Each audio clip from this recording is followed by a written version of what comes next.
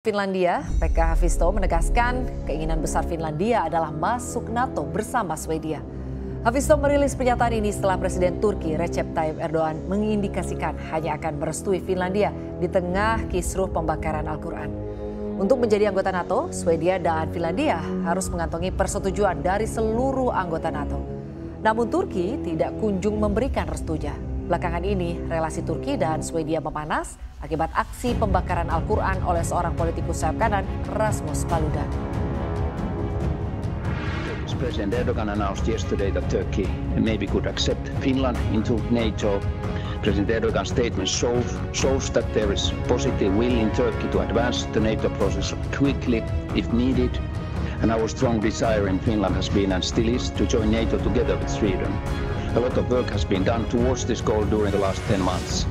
Sweden is our closest ally in defense and foreign policy. Our strong desire in Finland has been and still is to join NATO together with Sweden.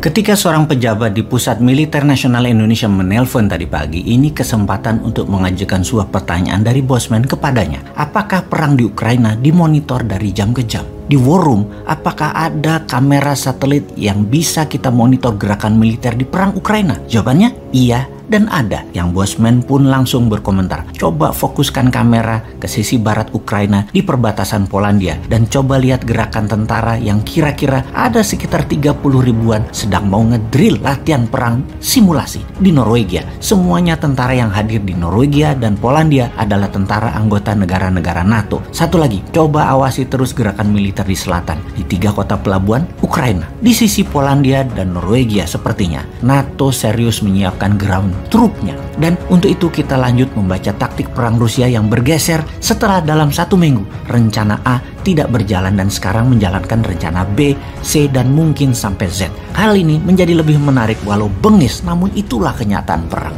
Menurut ahli taktik perang modern, pasukan pendukung logistik Rusia di awal perang tidak fleksibel dan kekurangan perlengkapan yang membuat pasukan tempur jadi kekurangan logistik untuk melakukan pekerjaan mereka. Secara kekuatan dalam negeri Rusia, militer Rusia memiliki kemampuan mobilisasi domestik yang luar biasa. Faktanya, dengan sekitar 30.000 personel mereka bertugas di pasukan distribusi logistik Rusia yang tugasnya meliputi pertahanan, penggunaan, dan pembangunan infrastruktur militer. Mereka bisa memobilisasi semua ini untuk perang Ukraina. Kekuatan Rusia sangat besar jika dibandingkan dengan negara lain, misalnya negara besar Tiongkok saja yang lebih banyak infrastruktur komersial, bisnis, dan kebutuhan masyarakat infrastrukturnya tetap lebih besar Rusia. Namun keuntungan domestik Rusia ini tergantung pada rel. Secara bersamaan mewakili kelemahan ketika konflik terjadi di luar negara Rusia. Saat perang jarak jauh, kemampuan logistik militer Rusia masih dipertanyakan. Dalam invasi Rusia ke Ukraina kali ini, rel kereta api canggih utama sebagai pengangkut logistik yang digunakan berada di Belarus dan di Rusia. Jadi, untuk pasukan lebih lanjut ke Ukraina harus menggunakan truk. Ternyata Rusia tidak cukup truk. Disinilah bottleneck pertama dari logistik Rusia. Dari kereta api yang datang, banyak pindah ke truk. Kendaraannya kurang. Kita lanjut perubahan strategi yang jitu oleh Rusia kemudian. Inilah dinamisnya perang. Pada angkatan bersenjata Rusia, unit organisasi terbesar dari pasukan darat mereka biasanya didukung oleh 1 brigade dukungan material teknis pada dasarnya. Pasukan pendukung logistik mereka, masing-masing brigade ini terdiri dari 1.000 personil yang mengoperasikan 408 kendaraan pengangkut yang mampu mengangkut 1.870 ton kargo. Ini ternyata agak belum memadai pada saat awal peperangan Ukraina. Menurut pensiunan Letnan Kolonel Alek Versinin, pakar permodelan dan simulasi konflik militer pasukan Rusia, di bawah konfigurasi mereka saat ini, tentara darat Rusia sama sekali tidak mampu mendukung pertempuran lebih dari 90 mil atau 145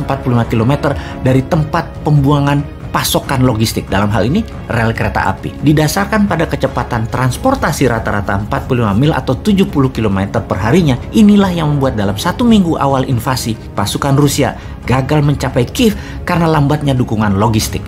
Selagi memperbaiki sistem logistik, Rusia merubah taktiknya sekarang dengan memperbanyak tembakan menggunakan artileri roket. Ini bukan roket menembak RPG tentunya yang digendong di pundak. Ini peluncur roket besar di atas truk atau di atas tank yang memerlukan pasukan pendukung logistik juga. Selain makanan, amunisi, dan bahan bakar, karena setiap roket memerlukan truk khusus untuk diangkut ke peluncur. Ini yang difokuskan oleh Rusia sekarang. Rusia kemudian menambah strateginya, yaitu bumi hangus ala Aleppo, Suriah. Strategi bumi hangus, serangan bertubi-tubi ke kota strategis agar menimbulkan efek trauma dan Zelensky menyerah, agaknya mulai menunjukkan efek positif bagi Rusia. Salah satunya mengakibatkan eksodus besar-besaran ke arah barat warga Ukraina. Masih sekitar fakta lapangan menunjukkan bahwa ketika pasukan Rusia menyerang, seharusnya pasukan Rusia dapat beroperasi secara mandiri tanpa dukungan logistik selama sekitar 3 atau 5 hari. Namun faktanya sekarang ternyata tidak lebih dari 2 hari sudah berantakan dan ditarik ke garis pertahanan. Di sisi Ukraina, pasokan pangan didapat dengan bantuan masyarakat dan bunker pangan yang sudah disiapkan jauh-jauh hari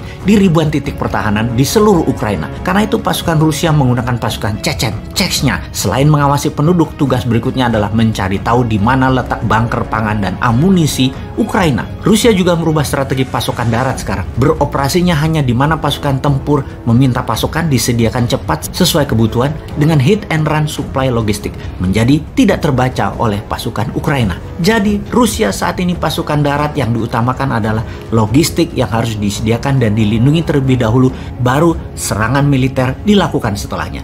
Untuk itu Ukraina juga tahu satu-satunya faktor yang dapat mengatasi masalah logistik ini adalah waktu. Makanya Ukraina bertahan total selama mungkin agar Rusia kehabisan cadangan pangan, amunisi, dan logistiknya. Karena kalau Rusia tidak merubah strategi logistiknya, militer Rusia diduga tidak memiliki kemampuan untuk perang lebih panjang dari 2 bulan. Sungguh, apa yang telah dilakukan pada hari-hari awal invasi Rusia ke Ukraina menentukan titik lemah kekuatan militer Rusia, atau mungkin menunjukkan bahwa titik lemah militer Soviet masih ada di tentara Rusia. Yang jelas di lapangan setiap saat bergeser, dianalisa, tidak ada rumus pasti. Rusia sangat dinamis melakukan perubahan. Dari kacamata pengamat militer pro Barat dan media Barat yang mempromosikan NATO dan Amerika menyatakan kemampuan logistik NATO dan sekutu bisa dibilang merupakan salah satu keunggulan strategis utama dari militer Barat, terutama Amerika, yang jaringan global pangkalan militer serta kemampuan pengangkut laut dan udaranya besar untuk bisa menyiapkan logistik dimanapun di bumi ini. Dan ini kita tunggu buktinya.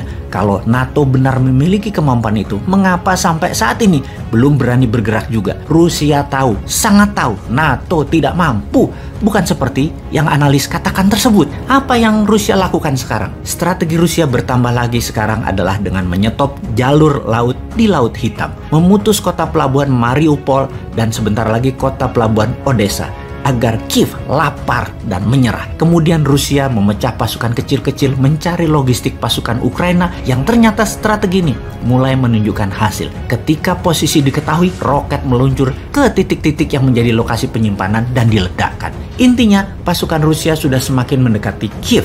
Sudah 3,4 juta warga Ukraina mengungsi ke luar negeri, yang terbanyak di Polandia yang sudah menampung 2 juta pengungsi lebih. Dalam perjalanan mereka yang bergerak pindah, sudah lebih 8 juta warga yang dalam 3 minggu ke depan bisa 7 juta warga Ukraina ke luar negara mereka bermigrasi. Negara sekitar sudah mulai gerah. Ada 10.000 pasukan NATO di sekitaran perbatasan dengan wilayah pengungsian dan terus bertambah. Ditambah banyak negara dunia yang saat ini terkesan melawan hegemoni. Salah satunya India. India membeli minyak Rusia sekarang. Kalau Indonesia, bagaimana sih strateginya?